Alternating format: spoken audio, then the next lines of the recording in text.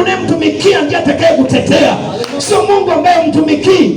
Nataka nikwambie kuna watu waliopona magonjwa na wengine wamepona misiba na wengine wamepokea watoto kupitia njia ya utoaji. Mwanamke Mshunami kwenye Wafalme wa Pili pale mlango wa 4, Biblia inaeleza yule mwanamke Mshunami alipomwona Elisha na Gehazi wanapita, akasema hakika huyo ni mtumishi wa Mungu, tufanye jambo mume wangu. Walipofanya jambo, Biblia inasema walikuwa wazee, Mungu akawapa mtoto.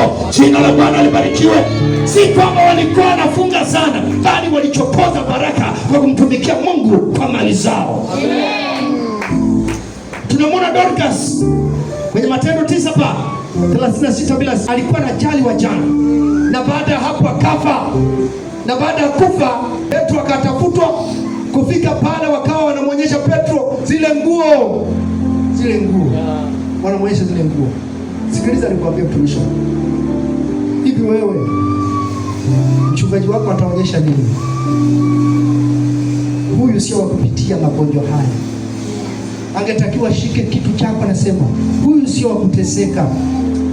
Huyu binti mkumbuke, huyu baba mkumbuke, hii ndoa naomba ikumbuke. Ameshikilia kitu gani mtumishi wangu? Umeweka alama gani? Elisha akamwambia atendewe nini mtu huyu? Atendewe nini mtu huyu? Kuna mbingu zinaanza kuanza. Atendewe nini mtu huyu ambaye ni mwaminifu kutoa zaka zake kwa uaminifu?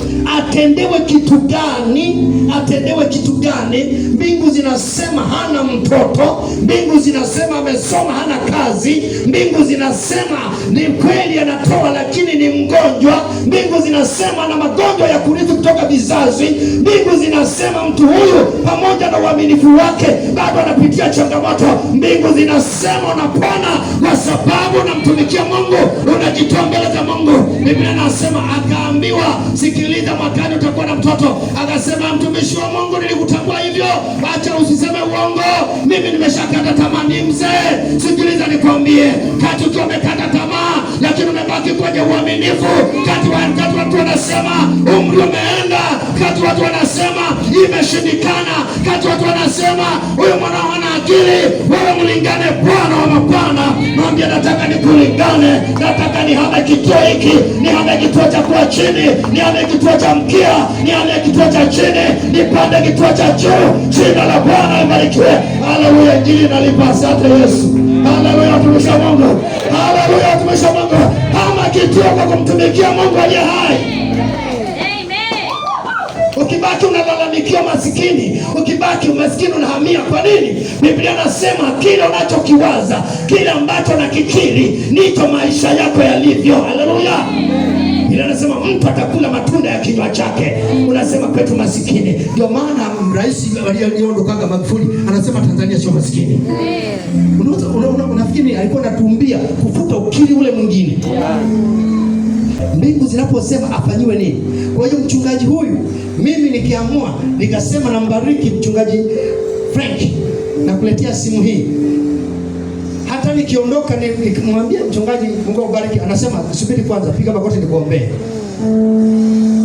Hivi unaelewa namna kuteka baraka, namna kuteka baraka. Nimeona hata washirika wangu wananigusa, natamani washirika wa mahali hapa najua wenda wanafanya, lakini wengine wameamua wanalipa umeme. Umeme wapi? Wanalipa bili ya maji pale, wanalipa umeme nyumbani kwangu, wanalipa hiki, wanachangamkia fursa kwa sababu wanajua hii ni sehemu ya kubarikiwa. Na mimi nitangaze, changamkieni hiyo fursa ili mtoke kwenye maeneo fulani. Mchungaji wewe inawezekana mahali anakoishi haishi kwenye eneo lake amepanga, unasema mimi nitasubutu niweke alama kwenye nyumba ya mtumishi wa Mungu, niweke alama kwa ajili ya nyumba ya mtumishi wa Mungu. Subutu unafanya, Bwana atakubariki katika jina la Yesu.